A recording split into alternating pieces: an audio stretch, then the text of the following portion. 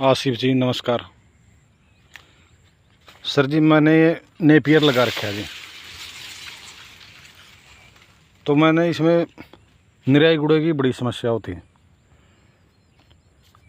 जब से आपके ग्रुप से जुड़ा हूँ मेरे को बहुत बेनिफिट हुआ जी। तो मैं इसकी मल्चिंग यहीं से इसके साथ में कर देता हूँ जी। ये जो नीचे ख़राब है, छड़ा हुआ गला हुआ पत्ता है, मैं इसको इसी के साथ में मल्चिंग हो जाती है जी मेरी। ये देखिए जी, निराई गुड़ाई की भी समस्या ख़त्म हो गई जी।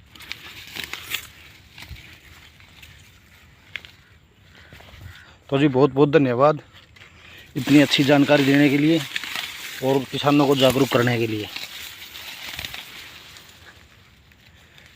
ये देखिए जी, इसके साथ में मल्चिंग हो रही है।